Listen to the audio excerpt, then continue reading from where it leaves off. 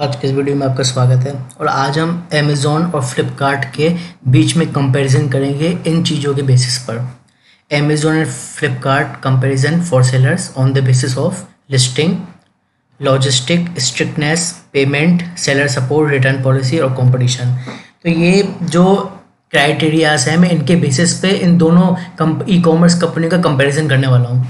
इसमें फिर आपको जब मैं कंपैरिजन करूँगा तो इससे आपको ये क्लियर हो जाएगा कि आपके लिए क्या बेहतर है, आप किस में बेच सकते हैं, ठीक है ना।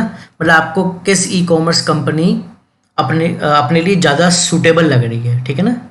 ये कंपैरिजन बिल्कुल ऑनेस्ट कंपैरिजन होगा, ठीक है, किसी की कोई पक्षपात नहीं होगा। और ये वीडियो देखने के बाद अब अच्छी तरीके से समझ जाएंगे कि आपको कहाँ बेचना है, क्योंकि देखिए सब्जेक्टिव होता है ये इंसान के हिसाब से, लेकिन मैं फिर भी आपको बता रहा हूँ कि इसके बेसिस पे, ठीक है ना, इन सारी चीज़ों के बेसिस पे। सबसे पहले लिस्टिंग है। देखिए लिस्टिंग जैसा कि आप जानते हैं, किसी भी प्रोडक्ट को बेचना है आपको लिस्टिंग करनी पड़ेगी माल को सोर्स करने के बाद, सामान को सोर्स करने के बाद। अब लिस्टिंग की अगर मैं बात करूं तो फ्लिपकार्ट की लिस्टिंग ज़्यादा डिफ़िकल्ट है एज़ कम्पेयर टू अमेज़ॉन। क्यों? देखिए अब ब्रांड ऑथराइजेशन तो खैर अगर आपको कुछ ब्रांडेड बेचना है तो वो तो दोनों में लगते हैं, वो तो ठीक है, लेकिन लिस्टिंग की अगर मैं बात करूं तो फ्लिपकार्ट की ज़्यादा डिफ़िकल्ट है। कैसे डिफ़िकल्ट है? कि फ्लिपकार्ट की लिस्टिंग में मतलब आप खुद से नहीं लिख सकते हैं, वो जो जो पॉइंट्स आपसे पूछेंगे आपको वो सारे फिल करने पड़ेंगे, ठीक है ना। और अमेज़ॉन पे थोड़ा बहुत आप खुद से लिख सकते हैं, डिस्क्रिप्शन, टाइटल, और फ्लिपकार्ट पे ऐसा नहीं है। दूसरा, फ्लिपकार्ट की इमेज पॉलिसी अमेज़ॉन के मुकाबले बहुत स्ट्रिक्ट है। मतलब दोनों में बैकग्राउंड तो ठीक है, वाइट होते ही हैं, लेकिन फ्लिपकार्ट रेजोल्यूशन वगैरह इस सब में भी बहुत ज़्यादा स्ट्रिक्टनेस दिखाता है लिस्टिंग के मामले में, ठीक है। तो लिस्टिंग 100% पूरा दावा है मेरा, फ्लिपकार्ट की ज़्यादा डिफ़िकल्ट है एज़ कम्पेयर टू अमेज़ॉन। वैसे तो अमेज़ॉन की भी डिफ़िकल्ट है, ठीक है, लेकिन आप अगर अमेज़ॉन की लिस्टिंग करना आपको डिफ़िकल्ट लग रही है और अगर आप फ्लिपकार्ट पर करने की सोच रहे हैं तो आपको और ज़्यादा डिफ़िकल्ट लगने वाली है, ठीक है। तो सबसे पहले लिस्टिंग था, मैंने बता दिया, फ्लिपकार्ट की डिफ़िकल्ट, अमेज़ॉन की ईजी। दूसरा है लॉजिस्टिक यानी कि कुरियर सर्विस, जो कुरियर पार्टनर होता है। अगर मैं बात करूं तो वैसे तो अमेज़ॉन पे FBA वगैरह ये सब होते हैं, लेकिन अगर मैं बिल्कुल बेसिक की बात करूं, अमेज़ॉन का जो कुरियर उठाते हैं वो होते हैं ईजी शिप वाले आते हैं, और फ्लिपकार्ट का नॉर्मली ई कार्ट वाले उठाने आते हैं। तो इन दोनों कुरियर कंपनीज की बात करूं तो अमेज़ॉन का जो लॉजिस्टिक है वो काफ़ी बेहतर है as compared to Flipkart. Flipkart की लॉजिस्टिक ई कार्ट बहुत ज़्यादा घटिया है, बहुत ज़्यादा बुरी, मतलब अमेज़ॉन के मुकाबले बहुत ज़्यादा बढ़िया। मैं ये नहीं कह रहा कि अमेज़ॉन की भी बिल्कुल अच्छी है, ईमानदार है, परफेक्ट है, लेकिन जो फ्लिपकार्ट की है वो बहुत ज़्यादा ख़राब है अमेज़ॉन के मुकाबले, ठीक है ना। तो अमेज़ॉन की जो है, जो पिकअप वाले हैं या डिलीवरी वाले हैं, मतलब कि लॉजिस्टिक पार्टनर, वो ज़्यादा अच्छे हैं एज़ कम्पेयर टू फ्लिपकार्ट। हाँ, वो एक अलग बात है कि आपका थोड़ा एरिया वाइज थोड़ा अलग हो, जैसे कि किसी एरिया के फ्लिपकार्ट वाले अच्छे होंगे या किसी एरिया के जो अमेज़ॉन के पिकअप वाले अच्छे होंगे, लेकिन ये पिकअप तक ही सीमित है बस, ठीक है ना। बाकी और चीज़ों में ये रहेगा, ठीक है। तो ई कार्ट बहुत ख़राब है फ्लिपकार्ट का, और अमेज़ॉन का ईजी शिप कंपैरेटिवली ठीक है उससे। स्ट्रिक्टनेस, भाई मैं स्ट्रिक्टनेस की बात करूं तो वैसे तो इन दोनों ई कॉमर्स वेबसाइट में सेम टाइप की स्ट्रिक्टनेस है। मतलब कि आप लोकल चीज़ या बिना ब्रांड ऑथराइजेशन के करेंगे, किसी का ट्रेडमार्क यूज़ कर लेंगे, किसी का लिस्टिंग में नाम यूज़ कर लेंगे, या कुछ समझ रहे हैं इस तरीके की लिस्टिंग करेंगे जो इनके हिसाब से अप्रोप्रिएट नहीं है, तो ये आपके अकाउंट पे मतलब आपको खतरा रहेगा आपके अकाउंट पे बैन होने का, और आपको बार बार ये मॉक करेंगे कि आपने ये किया, ये गलती करी, ये किया। स्ट्रिक्टनेस तो दोनों है, लेकिन अमेज़ॉन पे स्ट्रिक्टनेस बहुत ज़्यादा है, तो इतनी ज़्यादा है कि आपको सफोकेशन भी हो सकती है। अमेज़ॉन पे स्ट्रिक्टनेस बहुत है, ये छोटी से छोटी चीज़ के लिए या तो आप GTN एग्जम्पशन दें या ट्रेडमार्क का नंबर दें अमेज़ॉन पे, या फिर ब्रांड ऑथराइजेशन का लेटर दें, ऑथराइजेशन फ्लिपकार्ट पे भी है, लेकिन अमेज़ॉन पे स्ट्रिक्टनेस बहुत है। जाहिर सी बात है कि लिस्टिंग डिफ़िकल्ट, किसी की लिस्टिंग भी डिफ़िकल्ट है और स्ट्रिक्टनेस भी ज़्यादा है, तो वो तो फिर मुश्किल ही होगा। लेकिन फ्लिपकार्ट में अच्छा है, लिस्टिंग भले डिफ़िकल्ट है लेकिन स्ट्रिक्टनेस थोड़ी कम है, थोड़ी अमेज़ॉन से थोड़ी कम, ठीक है ना। पेमेंट, भाई पेमेंट दोनों लगभग टाइम पे ही देते हैं।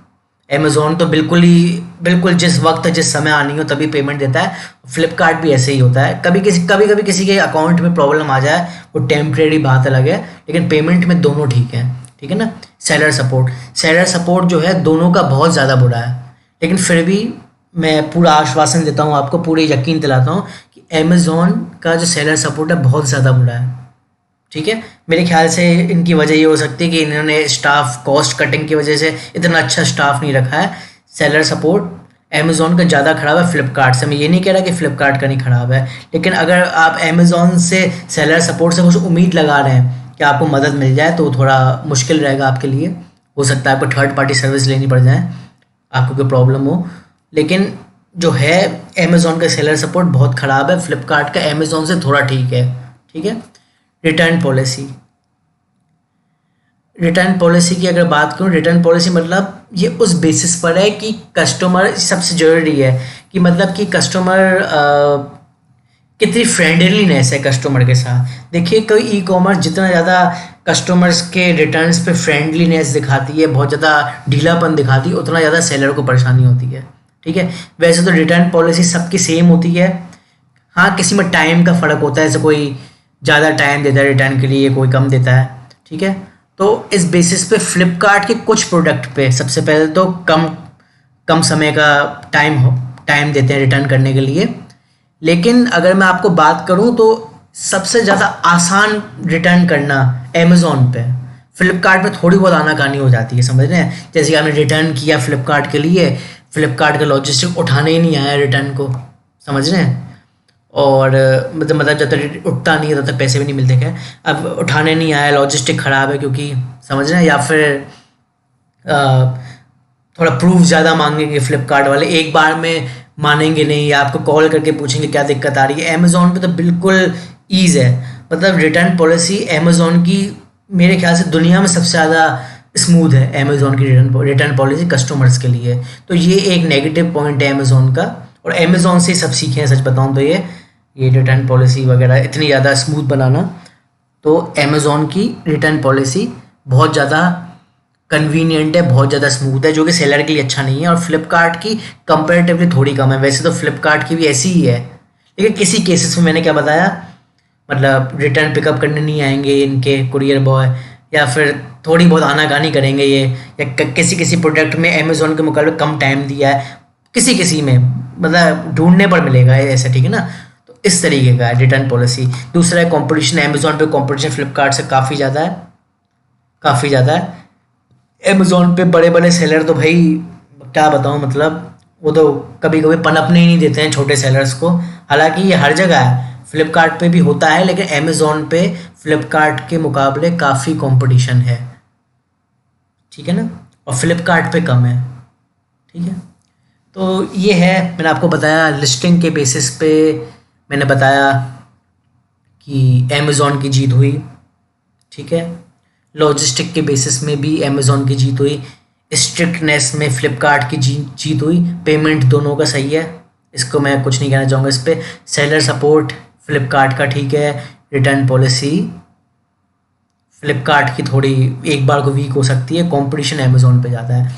अब आप कैसे चुने, ठीक है, अब कैसे चुने, अगर आपका कंसर्न मेन है लिस्टिंग विस्टिंग फोटोग्राफी, समझ रहे हैं, या स्ट्रिक्टनेस वगैरह, ये आपके कंसर्न है कि अरे यार मैं क्या करूँ, मुझे दिक्कत आ रही है बहुत, ठीक है ना, मतलब ज़्यादा ही प्रॉब्लम आ रही है, तो आप अमेज़न की तरफ जा सकते हैं। हालांकि अमेज़न पे भी वो सारी चीज़ें हैं, हालांकि मैं लिस्टिंग करना सिखाई है इन सब की मेरे चैनल पे, लेकिन फिर भी मैं बता रहा हूँ। और कुरियर सर्विस का आपका कंसर्न है तो भाई तो आप अमेज़न पे जाएं तो भी ठीक है। बाकी आपको सेलर सपोर्ट की ज़रूरत है, रिटर्न पॉलिसी आपको थोड़ी सेलर के फेवर में चाहिए, कंपटीशन कम चाहिए, तो फ्लिपकार्ट आपके लिए ठीक है ना। तो कुल मिला के मेरी क्या सलाह रहेगी नए सेलर्स को, ठीक है, तो मेरी नए सेलर्स को सलाह ये रहेगी, अगर आप एफिशिएंट है, एफिशिएंट समझते हैं मतलब कि अमेज़न के ठीक से, मतलब उसको अमेज़न के एल्गोरिदम को ठीक से समझ पा रहे हैं कि क्या अलाउड है क्या अलाउड नहीं है, क्या अनएथिकल प्रैक्टिसेस नहीं करनी है, आप तो अमेज़न पे अकाउंट बना के सेल कर सकते हैं, ठीक है ना। मतलब बड़े हिसाब से चलना होगा अमेज़न, मेरे कहने का ये मतलब है, ठीक है ना। और वहीं फ्लिपकार्ट पे हल्की फुल्की ढील मिल जाती है, लेकिन लिस्टिंग फोटोग्राफी थोड़ी सी मुश्किल आएगी, खासकर फोटोग्राफी में।